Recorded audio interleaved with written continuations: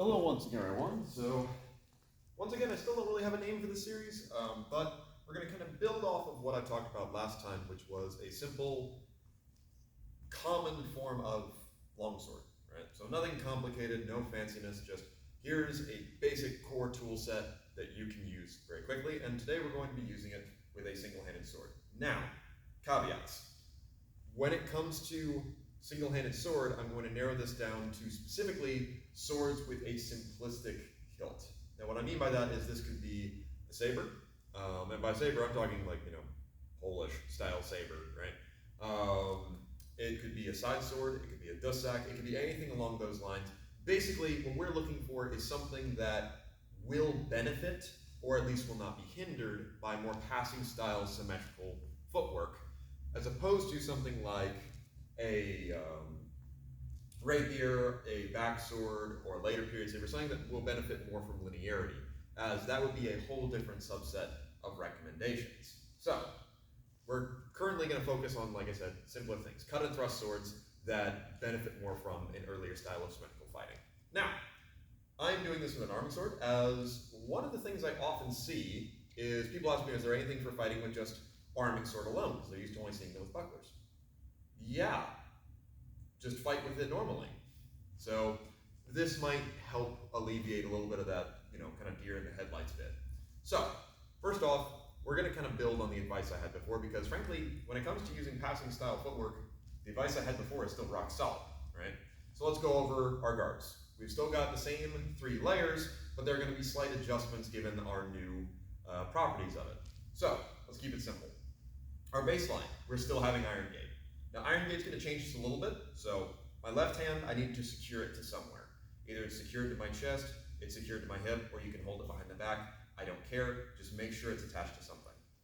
So Iron Gate is once again going to be anything from here to here. I'm still not letting it turn out to the side, that makes it stop becoming Iron Gate, and I'm not letting it come back behind me, that's also when it stops becoming Iron Gate.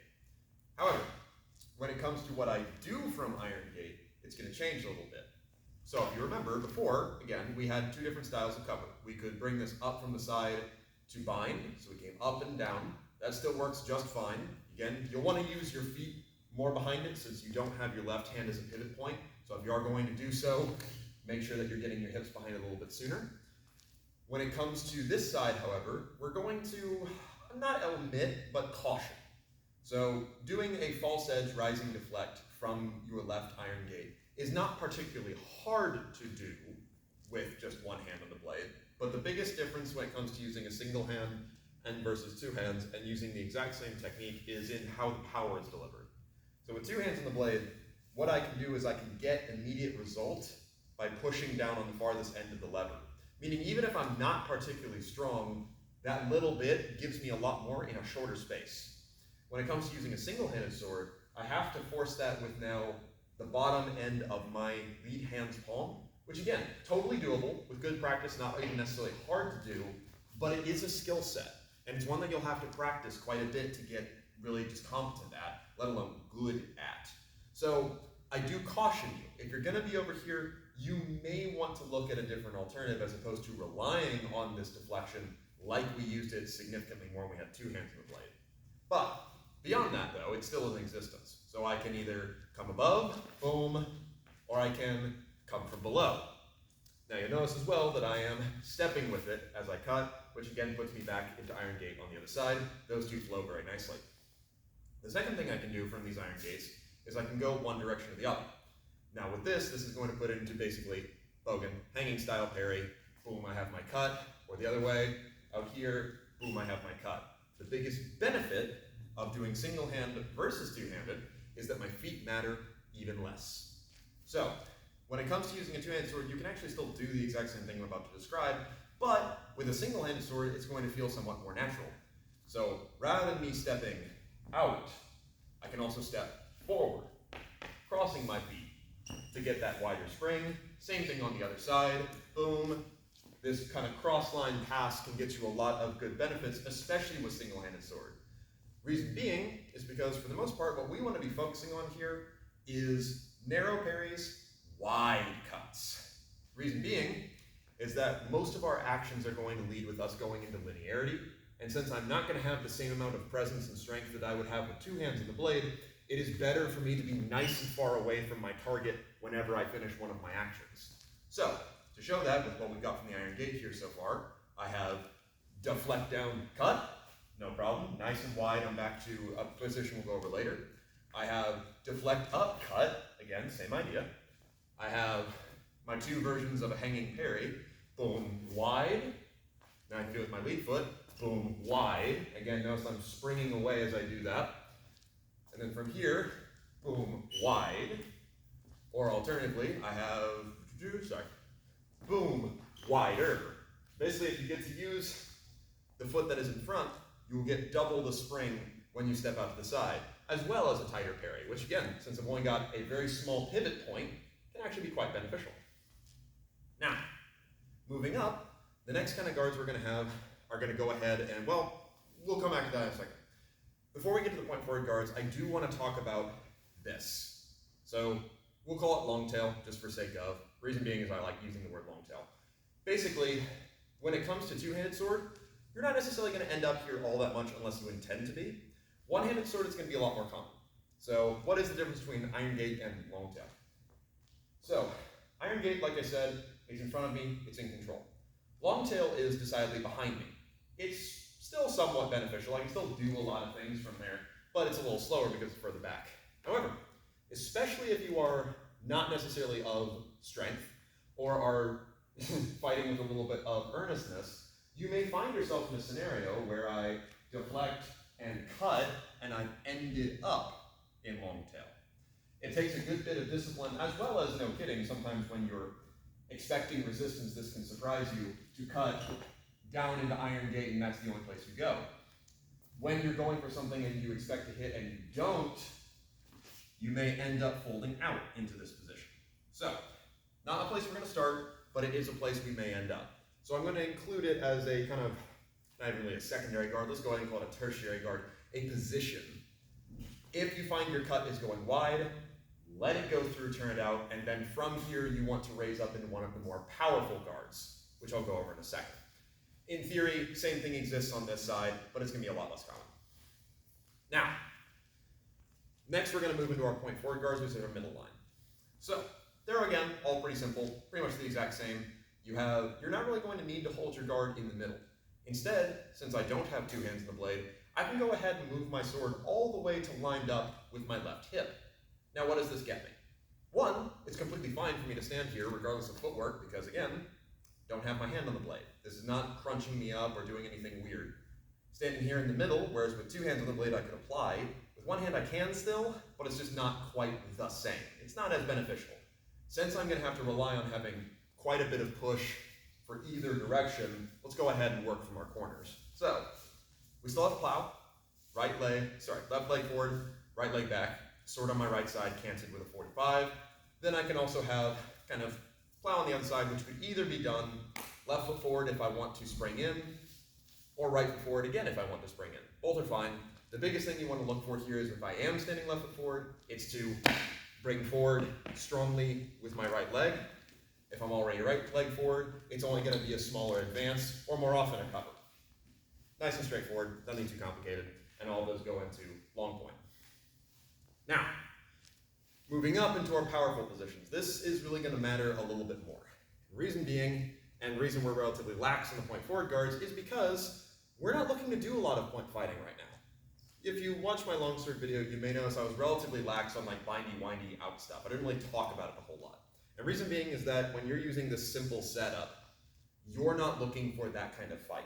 That is a more advanced fight that requires both fencers to be intently cutting for here, rather than just cutting its silhouette or thrusting its silhouette for that matter. That's for when two people are really working those inner angles. And for what this is meant to do, that is not on the table. Especially with single hand, wherein most people, when they meet any sort of resistance, are just going to ping around by letting their wrist relax. We're not going to worry about going there. We have these, we're ready to use them, but they are not a priority. Now, back to the loaded positions. We have pretty much the same ones, except we're going to have slight modifications. So, we have powerful on the right, powerful in the middle, powerful on the left, though I will caution about powerful on the left. I don't want my hand to just drift over. I mean, I can absolutely still cut strongly from there, but it would be better for me to go ahead and be right leg forward, in which case I'll remain slightly more centralized. So, if I'm going to take a powerful position, if I'm loaded up on my right side, I'll keep my right leg back. This allows me to pass forward very strongly as I deliver that cut. If I'm going to be in the middle or on my left, I'll go ahead and be right foot forward. Reason being is I'm not really looking to get that passing step from my left. If it happens, cool, but it's not something I'm going to lead with. Instead, I'm much more interested in being able to cut with this small accrescimento / proto lunge. This is just going to make my life way easier if I'm looking to use this powerful position with just one hand. As for the right though, that can get me that length, that defense. It really is going to work a lot better for me. So, once again, our powerful position slightly modified. Powerful on the right, middle, left, I'm now right foot forward. And again, I'm slightly overemphasizing having my eyes looking over here. I can really just cut from the left out of the middle position. I'm just adding a little bit extra. Now, as far as my other two powerful positions, again, I can still absolutely cut from here. We'll get back to that again in a second. But then I have my shoulder. The shoulder can be taken either foot forward. It's not a bad position. The biggest thing is to remember what it's for. It's for applying right down the middle. Just for your quick actions. Most times what we will do is if we find ourselves in a position where we swept out into long tail, bring yourself back to the shoulder as opposed to back to a powerful. Reason being is that back to powerful absolutely gets you a lot, regardless of what you actually do. Boom, here, cut, you have a lot of options. However, it takes a while, and it does leave your arm exposed to single-handed cuts, which, if you only got one hand on the sword, your arm's a little bit more on the lion's teeth this time. So instead, we'll go ahead and sweep it up to the shoulder. So if you find yourself in a position where you've ended up in long tail, bring it back up to the shoulder, and then from here you can either apply down the middle quickly, or apply down the middle with a step. It's just a nice simple way to launch into a defense. You can pretty much do anything from this position because it's unified. Really, the best way to think of this, it's the same as this. But either way. Now we come into our parries and things of that nature. Now, once again, I have my right foot forward and my sword hill here, again, kind of in plow. The trick is, though, I don't want to get here. So reason being is, like I said, simplistic. What will happen is you'll get drawn in, and especially with only one hand on the blade, you will end up getting stuck here. Just like I talked about with two hands on the blade, but even worse with one hand. Because now, to power anything, I have to do so much more movement. My sword is easily moved to the side. It's just not a good place to fight from. If I'm back here where I've got my hand closer, I'm more supported. But here is only to be used in the case of parries, or if I'm doing action. If I cut into that, boom, and now I'm working, that's fine. But for the most part, like I said, we're not really worried about that fight right now. So, if I'm gonna be here, it's exclusively to block this out, defend as I will, no big deal. Now, in regards to our sort of hanging parry, we're gonna go ahead and get rid of this guy. Not fully rid of it, you're still using it, as I just described here, it's basically that position.